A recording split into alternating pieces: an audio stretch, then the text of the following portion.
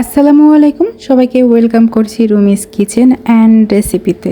অন্যান্য দিনের মতো আজও হাজির হয়ে গেছে আপনাদের মাঝে কাঁচা আমের ঝুরি আচারের রেসিপি নিয়ে। এই আচারটা চুলায় জাল করা ছাড়াই আপনারা কিন্তু দীর্ঘদিন পর্যন্ত আচারটা সংরক্ষণ করে রাখতে পারবেন। এই কাঁচা আমের ঝুরি আচারটা ভাত বা ভর্তার সাথে বা খিচুড়ির সাথে খেতে কিন্তু অনেক মজা হয়। যারা এই ভিডিওটা দেখে একবার হলো বাসায় তৈরি করবেন, আশা করি বারবার তৈরি করতে ইচ্ছা করবে এই কাঁচা আমের ঝুরি আচারের রেসিপিটা। এটা কিন্তু অনেক মজার হয়। বাসায় যারা একবার তৈরি করেছেন তারা আশা করি দ্বিতীয়বার তৈরি করবে। আচার এখন আপনারা তৈরি করেননি, এই ভিডিওটা দেখে অবশ্যই আপনারা বাসায় তৈরি করবেন। আর আপনাদের কাঁচা আমের এই ঝুরি আচারের রেসিপিটা কেমন হয়েছে আমাকে কিন্তু অবশ্যই কমেন্ট করে জানাবেন। আর ভিডিও ভালো লাগলে অবশ্যই লাইক কমেন্ট শেয়ার করে আমার পাশে থাকবেন। আর পাশে থাকা বেল আইকনটি বাজিয়ে দেবেন, এতে করে আমি কোনো ভিডিও ছাড়লে আপনার কাছে আগে নোটিফিকেশন চলে যাবে। তো চলুন আজকের এই আচার তৈরি করতে কি কি উপকরণ লাগছে সেগুলো দেখে নিই।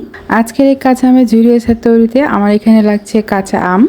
আর এই কাঁচা আমগুলো কিন্তু সদ্য গাছ থেকে পাড়া, আর আমের ভিতরে কিন্তু কোনো রকম হলুদ থাকা যাবে না। একেবারে কাঁচা কাঁচা অবস্থাতেই আমগুলোকে পেড়ে আচারের জন্য তৈরি করে নিতে হবে।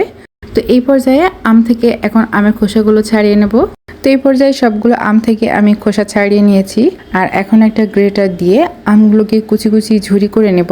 আপনারা চাইলে এই কাজটা হাতের সাহায্য করতে পারবেন, অথবা এরকম একটা গ্রেটার দিয়ে আমগুলোকে কুচি করে নিতে পারেন। আর একটু লক্ষ্য করলে আপনারা বুঝতে পারবেন আমি কিন্তু শুধু উপর থেকে নিচের দিকেই আমটাকে টান দিচ্ছি, নিচের দিক থেকে আবার উপরে টান দিচ্ছে না, এতে আমটা পেস্ট হয়ে যায়। তো চেষ্টা করবেন উপর দিক থেকে নিচের দিকে টেনে আনার, এতে লম্বা লম্বা একটা আমের ঝুরি হবে। আর এই পর্যায়ে কিন্তু সবগুলো আম আমার এইভাবে কুচি করে নেওয়া হয়ে গেছে। এর থেকে বড় সাইজের কুচি করলেও সমস্যা নাই।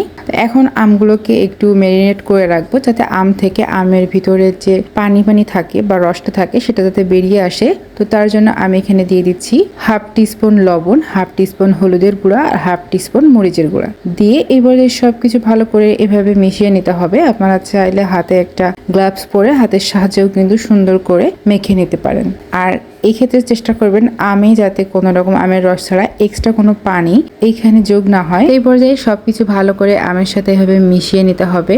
আর এই আমগুলোকে এখন আমরা 4 থেকে 5 ঘন্টার জন্য রেস্টে রাখবো, তাহলে আমের ভিতরে যে এক্সট্রা পানি সেটা কিন্তু আস্তে আস্তে ছেড়ে দিবে। এই পর্যায়ে আমের মিশ্রণটাকে ঢেকে রেস্টে রেখে দিয়েছি। আর এখন আচার তৈরির জন্য যে উপকরণগুলো লাগবে সেগুলো এখন রেডি করে নিব। নিয়ে নিলাম 1 চা চামচ কালো সরিষা আর 1 চা চামচ সাদা সরিষা। আর যাতে সরিষা পেটে রাখলে তিতো না হয়ে যায়, তো তার জন্য নিয়ে নিলাম 3টা কাঁচা মরিচ আর নিয়ে নিলাম এখানে কিছুটা রসুনের কোয়া। আর এখন এটাকে পেস্ট করে নিব। অবশ্যই কিন্তু পানি ছাড়া ভিনেগার দিয়ে এটাকে পেস্ট করতে হবে। আর একেবারে মিহি পেস্ট করা যাবে না, আধা বাটা করতে হবে। এই পর্যায়ে এটাকে আমি শিলপাটাতে বেটে নিয়েছি। আর এখন আশা করি আপনারা দেখে বুঝতেই পারছেন যে কিভাবে এটাকে পেস্ট করতে হবে। তো এই পর্যায়ে এখন আচারের জন্য যে গুঁড়া পাঁচফোড়নটা আছে সেটা রেডি করে নিব। তার জন্য আমি চুলাতে একটা প্যান বসিয়ে দিয়ে নিয়ে নিয়েছি 4টা শুকনো মরিচ, নিয়ে নিয়েছি 1 চা চামচ আস্ত ধনিয়া, নিয়ে নিয়েছি 1 চা চামচ পাঁচফোড়ন আর নিয়ে নিয়েছি 1 চা চামচ জিরা। নিয়ে এখন সবকিছু ভালো করে মিডিয়াম আঁচে নাড়াচাড়া করে একটা ব্রাউন কালার এনে নেব। তো এই পর্যায়ে কিন্তু ব্রাউন কালার আমার চলে এসেছে। আর পাঁচফোড়নটাকে এখন নামিয়ে নিব। আর এখানে আরেকটা বিষয়, আমার পাঁচফোড়নের কালারটা দেখে আশা করি আপনারা বুঝতে পারছেন কতটা পারফেক্ট একটা পাঁচফোড়নের কালার এসেছে। আর এটা কিন্তু আচারে দিলে খুব সুন্দর একটা স্মেল আসে। যদি পুড়ে যায় তাহলে কিন্তু ভালো ফলাফল পাওয়া যায় না। তো সেক্ষেত্রে এই কাজটা কিন্তু অবশ্যই সাবধানের সাথে করতে হবে। এই পর্যায়ে আমি 4.5 ঘন্টা পরে মেরিনেট করা যে আমগুলো ছিল সেটার কাছে ফিরে এসেছি। আর এখন আবারও সবকিছু ভালোভাবে এইভাবে মিশিয়ে নিয়ে 10 মিনিট পরে এরকম একটা পাতলা কাপড় নিয়ে নিয়েছি একটা বোলের উপরে। নিয়ে মেরিনেট করা আমগুলো এখন এই পাতলা কাপড়ের উপরে ঢেলে নিচ্ছি। এখন কিন্তু সব আমার ঢেলে নেওয়া হয়ে গেছে। আর চারিদিক সাইডের কাপড়টা এখন এক জায়গায় করে নিব। নিয়ে একটা পুটলি আকার ধারণ করব আমের মিশ্রণটাকে। এ পর্যায়ে পুটলির সাইডটাকে এভাবে চাপ দিয়ে দিয়ে আমের ভিতরে থাকা রসটাকে এভাবে চাপ দিয়ে দিয়ে বের করে নিতে হবে খুব ভালোভাবে, যাতে আমের যে এক্সট্রা পানিটা বের হচ্ছে এই পানিটা যাতে আমে কোনো রকম না থাকে। ঠিক সেইভাবে ধীরে ধীরে আমটাকে এভাবে চাপ দিয়ে দিয়ে রসটা বের করে নিতে হবে। আর এই পর্যায়ে একটু লক্ষ্য করলে বুঝতে পারবেন যে আমের মিশ্রণটা কতগুলো থেকে পানি বের করে দেওয়ার পরে কতটুকু হয়ে গেছে। আর এখন কিন্তু পানি আর নাই, চাপ দিলেও আর কোনো পানি বের হচ্ছে না। তো এই পর্যায়ে পুটলি থেকে আমগুলোকে বের করে নিব। আর বের করার পরে আপনারা বুঝতে পারবেন যে মিশ্রণটা কতটা শুকনো হয়েছে, একটুও কিন্তু পানি নেই। আর তো আপনারাও কিন্তু ঠিক এইভাবেই আম থেকে পানিটা ঝরিয়ে নেবেন। আর এখন আমগুলো যে দলা পাকিয়ে গেছে, এই দলাটাকে এভাবে ভেঙে ভেঙে ছাড়িয়ে নিতে হবে একটা একটা করে। আর এই কাজটা হাত দিয়েও করতে পারেন, তো অবশ্যই কিন্তু হাতটাকে শুকনো করে হাতে লাগাবেন, না হলে গ্লাভস পরে হাত দেওয়াটাই সব থেকে বেশি ভালো হয়। আমি যেহেতু আপনাদের দেখানোর জন্য একটু আমটাকে হাতে করছি, তাও কিন্তু সেটা শুকনো হাতে। আর এই পর্যায়ে চুলাতে একটা প্যান বসিয়ে দিয়েছি।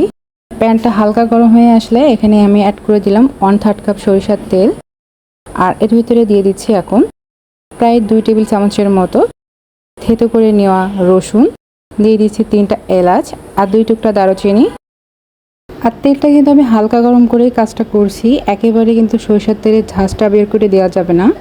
তো এই পর্যায়ে আমি এখানে দিয়ে দিচ্ছি 1/2 চা চামচ আদা ভেঙে করে রাখা 5 ফোড়ন, দিয়ে দিচ্ছি 4টা কাঁচা মরিচ, এতে আচারের স্মেলটা অনেক ভালো আসে। দিয়ে দিচ্ছি আধা চা চামচ চিলি ফ্লেক্স। আর এই পর্যায়ে নিয়ে নিচ্ছি 2টা শুকনা মরিচ। আর এই মরিচটাকে এখন একটা কাউচি দিয়ে 3 খণ্ড করে নেব।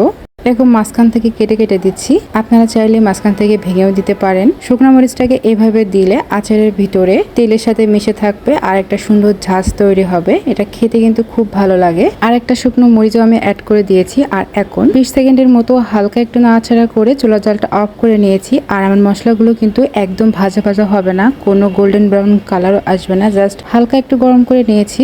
তো এই পর্যায়ে তেলটা ঠান্ডা হতে থাক। আর এখন আমের মিশ্রণের ভিতরে নিয়ে নিচ্ছি 1/2 টিস্পুন মরিচের গুঁড়া, 1/2 টিস্পুন ধনিয়া গুঁড়া আর 1/2 টিস্পুন জিরার গুঁড়া। আর এখন নিয়ে নিচ্ছি 1/2 টিস্পুন লবণ। আর আগে থেকে যে সরিষার মিশ্রণটা আমি রেডি করে রেখেছিলাম, এখন এই সরিষার পেস্টটাকে আমি আমের মিশ্রণে নিয়ে নিলাম। এই পর্যায়ে চুলাতে যে তেলটা আমি গরম করতে রেখে দিয়েছিলাম, তেলটা এখন মিডিয়াম গরম অবস্থাতেই এখন আমি আমের মধ্যে ঢেলে নিচ্ছি।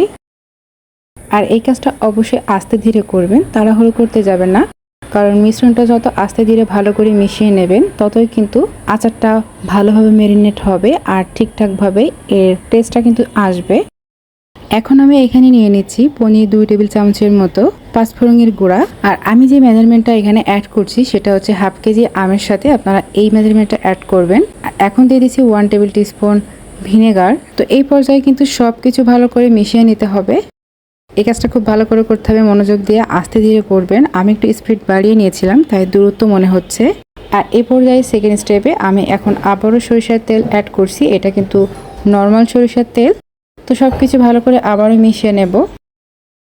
আর এখানে কিন্তু তেলের পরিমাণটা একটু বেশি লাগে, আচারের উপরে একটু তেল বেশি থাকবে, ঠিক এমন তেল এখানে অ্যাড করতে হয়। আর এই পর্যায়ে টেস্টটা ভালো আনার জন্য এখন দিয়ে দিচ্ছি 1 চিমটির মতো বিট লবণ আর দিয়ে দিচ্ছি 1/2 টিস্পুন চিনি। আর চিনিটা দেওয়ার কারণে টেস্টটাও ভালো আসবে। আচারে চিনি দেওয়াতে এখানে কোনো মিষ্টি মিষ্টি ফ্লেভারটাও আসবে না, কিন্তু টেস্টটাকে ব্যালেন্সে রাখে। আর এই সবগুলো আপনার একসাথেও অ্যাড করতে পারেন, আমি একটু স্টেপ বাই স্টেপ অ্যাড করেছি, সব কিছু একসাথে অ্যাড করলেও হবে। তো এই পর্যায়ে কিন্তু সব কিছু আমার ভালো করে মিশিয়ে নেওয়া হয়ে গেছে। আর আচারের ফাইনাল লুকটা দেখে আশা করি আপনারা বুঝতে পারছেন যে আচারটা খেতে আসলে কতটা মজা হতে পারে। আর এইভাবেই আমি আচারটাকে 2 দিন পর্যন্তই বলে রেখে রোদ্রে দেব, তারপরে একটা এয়ারটাইট জারে আরও 7 থেকে 8 দিন পর্যন্ত রোদ্রে দিয়ে তারপরে এটাকে সংরক্ষণ করব দীর্ঘদিনের জন্য। আপনারা চাইলে সরাসরি এই আচারটাকে একটা এয়ারটাইট কাছের জারে ভরে তারপরে রোদ্রে দিয়ে 8 থেকে 10 দিন পর্যন্ত রোদ্রে দেওয়ার পরে সংরক্ষণ করতে পারেন। তো আচারটাকে দেখার পরে আপনারা বুঝতেই পারছেন যে আচারটা কতটা সুন্দর হয়েছে। আর এই আচারটা শুধু দেখতে নয়, খেতে কিন্তু আরও মজা। আর এই আচারটা ভর্তা ভাত, ঝুরি, শাক বা যার সাথে আপনি পছন্দ করেন না, খেয়ে দেখতে পারেন, সব কিছুর সাথেই অনেক মজা লাগে। তো এই ছিল আমার আজকের কাঁচা আমের রোদে দেওয়া ঝামেলা ছাড়াই ঝুরি আচারের রেসিপি। আশা করি আপনাদের সবার কাছে অনেক ভালো লাগবে। আর বাসায় আপনারা ট্রাই করবেন, ট্রাই করে আমাকে অবশ্যই জানাবেন যে আপনাদের কাছে কেমন লেগেছে। সবাই সুস্থ থাকবেন, ভালো থাকবেন এবং লাইক কমেন্ট শেয়ার করে আমার পাশে থাকবেন। আল্লাহ হাফেজ।